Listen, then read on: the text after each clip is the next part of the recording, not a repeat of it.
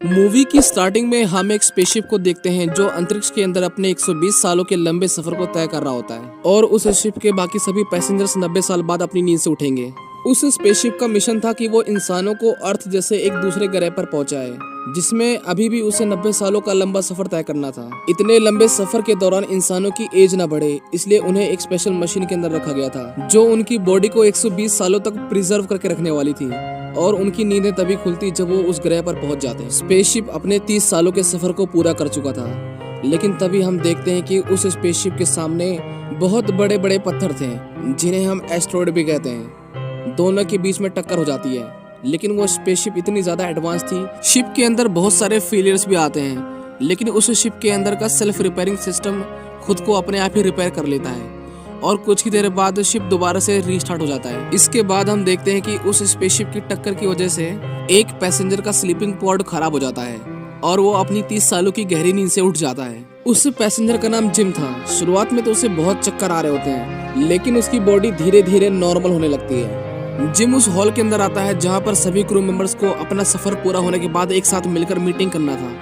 लेकिन वो पाता है कि उस हॉल के अंदर कोई भी नहीं था। लेकिन उस शिप का एआई सिस्टम जिम से ऐसी बातें कर रहा था जैसे उस शिप के अंदर बहुत सारे लोग हैं। जिम को शक हो जाता है कि यहाँ पर जरूर कुछ ना कुछ प्रॉब्लम है, इसलिए वो शिप के बाकी पैसेंजर्स को ढूंढने लगता है। शिप के हर एक कोने को ढूंढने के बावजूद उसे एक भी इंसान नहीं मिलता। जिम बहुत ही ज्यादा घबरा जाता है और कंट्रोल रूम में मदद मांगने के लिए जाता है, पर कंट्रोल रूम को बिना क्रू मेंबर की आईडी के एक्सेस करना नामुमकिन था। जिम सिस्टम से स्पेसशिप की लोकेशन की डिटेल्स निकालता है और उसे पता चलता है कि वो अभी अपनी मंजिल से 90 साल दूर है, जिसका मतलब ये है कि उसकी बॉडी 90 साल पहले एक्टिवेट हो गई। शिप की इतनी बड़ी खामी के बारे में वो अर्थ के लोगों को बताना चाहता था, इसीलिए वो अपना मैसेज रिकॉर्ड कर अर्थ पे भेजता है। लेकिन वो ये बात जानकर बहुत ही ज्यादा हैरान हो जाता है कि उसके मैसेज का रिप्लाई आने में 55 साल लग जाएंगे। इसका मतलब ये है कि अब उसे स्पेसशिप में 55 साल बिना किसी की मदद के बिताने थे। जिम हताश होकर वहां से जाने लगता है, लेकिन तभी वो वहां पर किसी को देखता है। शायद वो इंसान हो सकता था, लेकिन जब जिम उसके पास जाता है तब उसे पता चलता है कि वो बस एक रोबोट है जिसका नाम आर्थर था। वो बिल्कुल इंसानों की तरह था, बस उसके अंदर फीलिंग्स नहीं थी। जिम खाना खाने के लिए एक मशीन के पास आता है, लेकिन मशीन उसे उसकी पसंद का खाना नहीं देती, क्योंकि वो जिस कैटेगरी का पैसेंजर था उस कैटेगरी में उसे लो ग्रेड फूड ही दिया जाता था। एक मैनुअल की मदद से जिम अपने हाइबरनेशन पोर्ट को ठीक करने की कोशिश करता है, लेकिन वो ऐसा नहीं कर पाता। वो कंट्रोल रूम को भी एक्सेस करने की कोशिश करता है, लेकिन उसकी दीवारें इतनी ज्यादा मोटी होती हैं कि उसे तोड़ना असंभव था। स्पेसशिप के फंक्शन में भी अब खामी आने लगी थी। जिम आर्थर से कहता है कि शायद वो अपनी पूरी जिंदगी के लिए इस स्पेसशिप में फंस गया है और शायद अकेला ही यहाँ पर मर जाए। आर्थर उसे कहता है कि इंसानों की यही खामियां हैं। इंसानों को हमेशा वो चाहिए जो उनके पास नहीं है, और जब हमारे पास कोई ऑप्शन नहीं होता तो बेहतर यही है कि जो हमारे पास नहीं है उसके बारे में ना सोचकर जो हमारे पास है उसके साथ खुशी से रहना सीखे। शिप के अंदर करने के लिए बहुत कुछ था, इसलिए जिम उसके साथ जो हुआ उसे भूलकर नए सिरे से जिंदगी जीना शुरू कर चुका था और पहले से ज्यादा खुश रहता था। लेकिन अब वो इतना ज्यादा बोर हो चुका था अकेले रहकर कि उसने सुसाइड करने की भी कोशिश की थी, लेकिन वो बहुत ही ज्यादा घबरा गया था और वहाँ से भाग गया था। लेकिन वो भागते वक्त गिर जाता है, जहाँ पर वो एक और पॉड को दिखता है जिसके अंदर एक लड़की थी जिसका नाम अरोरा था। जिम उसे पसंद करने लगता है। जिम उसका इंटरव्यू देखते देखते अपना पूरा समय उसी के साथ बिताता था, क्योंकि वो इतने साल अकेला रहा था, इसलिए वो चाहता था कि उसके साथ कोई हो जिसके साथ वो अपना समय बिता सके। इसीलिए वो अरोरा को भी अपने समय से पहले जगाना चाहता था। जिम को ये पता था कि ऐसा करना गलत है, इसलिए वो कई महीने बिता देता है ये सोचते सोचते कि उसे ऐसा करना चाहिए कि नहीं। लेकिन वो फाइनली डिसाइड करता है कि वो अरोरा को उसकी नींद से जगाएगा। जिम अपने बालों को शेव करता है और अपने टूल्स लेकर अरोरा के पास जाता है, जहाँ पर वो उसके पॉड में कुछ शॉर्ट सर्किट कर देता है, जिसकी वजह से अरोरा का हाइबरनेशन पॉड खराब हो जाता है और वो अपनी नींद से उठ जाती है। लेकिन इससे पहले उसकी आंखें खुलती और वो जिम को अपने पास देख पाती। जिम अपने सारे टूल्स को लेकर वहां से भाग जाता है और सभी टूल्स को छुपा देता है ताकि अरोरा को कुछ भी ना पता चले।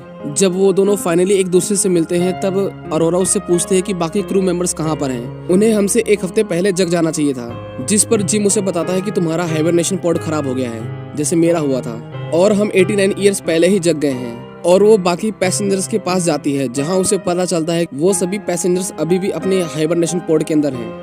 जिम उसे कहता है कि तुम आराम कर लो, कल हम इसके बारे में कुछ सोचेंगे। नेक्स्ट मॉर्निंग हम देखते हैं कि अरोरा अपने फूड को लेती है और उसकी प्लेट में बहुत सारा खाना होता है, क्योंकि वो एक गोल्ड क्लास पैसेंजर थी, जबकि जिम पिछले 1 सालों से सेम तरह का खाना ही खा रहा था। जब अरोरा को पता चलता है तब वो अपनी आईडी से जिम को भी गोल्ड क्लास खाना देती है। अरोरा भी उस गेट को तोड़ने की कोशिश करती है, लेकिन वो गेट इतने आसानी से टूटने वाला नहीं था। उसे अब यकीन हो चुका था कि अब वो सब यहाँ पर फंस चुके हैं, इसलिए वो डिसाइड करती है कि वो अपनी किताब को लिखेगी जो वो दूसरे ग्रह पर जाकर पूरा करने वाली थी। इसलिए वो जिम का इंटरव्यू लेने लगती है। वो उसे पूछते है कि तुम अर्थ पर अपने दोस्तों और फैमिली को छोड़कर यहाँ पर क्यों आए हो। जिम एक मैकेनिक है। वो उसे बताता है कि उसे चीजें बनाना पसंद है, लेकिन अर्थ पर पहले से ही बहुत कुछ बना हुआ है, इसलिए अर्थ पर करने के लिए उसके पास कुछ भी नहीं था। वो एक नए ग्रह पर नई शुरुआत करना चाहता था, इसीलिए उसे इस पूरे सफर में डिस्काउंट भी मिला था। जिम उससे पूछता है कि तुम वहाँ पर क्यों जा रही हो। अरोरा उसे बताती है कि वो एक पत्रकार है। वो उस ग्रह पर जाएगी जहाँ पर वो अपना 1 साल बिताकर अपनी किताब को पूरा कर वापस अर्थ पर आ जाएगी। लेकिन अब लगता है कि ऐसा नहीं हो सकता, क्योंकि अब वो लोग यहाँ पर फंस गए हैं। अरोरा उससे पूछती है कि क्या यहाँ पर और कुछ करने के लिए है क्या। वो सभी अपनी सभी पुरानी बातों को भूलकर अपनी जिंदगी को एंजॉय करने लगते हैं। जिम भी अब पहले से ज्यादा खुश था। वो दोनों स्पेस में ट्रैवल भी करने लगे थे और धीरे धीरे वो दोनों एक दूसरे के दोस्त बनने लगते हैं। जिम अरोरा को एक गुलाब का फूल देता है जो उसने अपने हाथों से स्पेसशिप के अंदर उगाया था। स्पेसशिप एक बहुत ही बड़े तारे के सामने से गुजरता है जो कि दिखने में बहुत सुंदर था और उसके अंदर से बड़ी बड़ी आग की लपटें निकल रही थी। सभी मिलकर अरोरा के बर्थडे को सेलिब्रेट कर रहे होते हैं। जिम दरअसल उसे एक अंगूठी देना चाहता था, पर बातों ही बातों में आर्थर उसे बता देता है कि जिम ने ही उसे हाइबरनेशन पॉड से उठाया है। ये जानकर वो बहुत ही ज्यादा सैड हो जाती है, क्योंकि जिस पर उसने सबसे ज्यादा भरोसा किया था उसी ने उसे धोखा दिया। अरोरा जिम से बात करना बंद कर देती है। वो उस पर इतना ज्यादा गुस्सा होती है कि जब एक रात जिम सो रहा होता है वो उसके पास जाकर उसे बहुत मारती है। वो जिम को जान से मारने वाली थी, लेकिन वो खुद को कंट्रोल कर लेती है। नेक्स्ट मॉर्निंग जिम कन्फेस करता है कि हाँ उसने गलती करी है, पर उसके पास कोई और चारा नहीं था। 1 साल तक अकेला रहने के बाद वो पागल सा हो गया था, पर अरोरा उसकी एक नहीं सुनती और उसी के ऊपर चिल्लाने लगती है। एक रात जब जिम अपने रूम के अंदर होता है तब वो नोटिस करता है कि स्पेसशिप में कुछ खराबी आ रही है, लेकिन कुछ देर बाद वो अपने आप ही ठीक हो जाता है, इसीलिए जिम उसे इग्नोर कर देता है। हम देखते हैं कि जिम स्पेसशिप के अंदर कुछ बना रहा होता है और देखते ही देखते वो वहाँ पर एक पेड़ उगा देता है। अगले दिन जब वो लिफ्ट से नीचे आ रहा होता है तभी लिफ्ट खराब हो जाती है। वो किसी तरह बाहर आता है। अरोरा अपना खाना लेने के लिए मशीन के पास जाती है, लेकिन मशीन उसके ऊपर सारा खाना फेंक देती है। उन दोनों को समझ नहीं आ रहा था कि ये क्या हो रहा है, लेकिन तभी उन्हें किसी की आवाज आती है। जब वो लोग पेड़ के पास जाते हैं तब देखते हैं कि एक क्रू मेंबर जिसका नाम गस था वो जिम के लगाए हुए पेड़ से बिल्कुल भी खुश नहीं था। वो उनसे पूछता है कि बाकी लोग कहाँ पर हैं, लेकिन जिम उसे कहता है कि वो सभी हाइबरनेशन पॉड के अंदर सो रहे हैं। गस कंट्रोल रूम के अंदर जाता है ताकि वो चेक कर सके कि शिप में क्या क्या खराबियां हैं, पर उसे कुछ भी पता नहीं चलता, इसलिए वो डिसाइड करते हैं कि वो सब कुछ मैनुअली चेक करेंगे। जब वो सभी बाहर आते हैं तब उनके ऊपर एक रोबोट गिर जाता है। जिम उन्हें कहता है कि ये 15वां रोबोट है जो खराब हो चुका है। वो हाइबरनेशन पॉड को चेक करता है, जहां उसे पता चलता है कि जिम ने अरोरा की पॉड को खराब किया था। वो उससे पूछता है कि तुमने ऐसा क्यों किया। जिम उसे कहता है कि वो पिछले 1 साल से अकेला था, पर गस उसे कुछ भी नहीं कहता, क्योंकि वो जानता था कि 1 साल अकेले रहने का मतलब क्या होता है। अरोरा गस से कहती है कि क्या आपको पता चल गया कि मेरे हाइबरनेशन पॉड को किसने खराब किया था, तो अब आप उसका क्या करेंगे। पर गस उसे समझाता है कि इसमें जिम की कोई गलती नहीं, 1 साल तक अकेले रहना अपने आप में एक बड़ी बात है। पर तभी उसकी तबीयत बिगड़ने लगती है। जब वो अपने रूम के अंदर आता है तब वो देखता है कि उसके मुंह से खून निकल रहा है। एक रात जब सभी सो रहे होते हैं तभी शिप के अंदर से इलेक्ट्रिसिटी चली जाती है, जिसकी वजह से ग्रेविटी बंद हो जाती है और वो सभी हवा में उड़ने लगते हैं। अरोरा जो कि एक स्विमिंग पूल के अंदर होती है, पानी के एक बड़े बबल के अंदर ट्रैप हो जाती है। अरोरा का दम घुटने लगता है, लेकिन इससे पहले उसकी मौत हो जाती। शिप दोबारा से रीस्टार्ट हो जाता है और इलेक्ट्रिसिटी दोबारा आ जाती है। वो सभी पिछले 2 साल में हुए शिप के फेलियर्स को देखते हैं, तब उन्हें पता चलता है कि ये बहुत बड़ी समस्या है। वो सभी पावर सप्लाई रूम के अंदर आते हैं, जहां पर गस बेहोश हो जाता है। जब उसकी बॉडी को स्कैन किया जाता है तब उन्हें पता चलता है कि गस की बॉडी में 612 बीमारियां हैं और उसके टिश्यू धीरे धीरे खत्म हो रहे हैं। इसका मतलब ये था कि गस अब कुछ ही समय के अंदर मरने वाला था। वो ये बात जानकर बहुत ही ज्यादा दुखी हो जाता है और वो उन दोनों से कहता है कि उसे कुछ समय के लिए अकेला रहना है। गस अपनी आईडी को उन दोनों को दे देता है ताकि वो कहीं पर भी जा सके।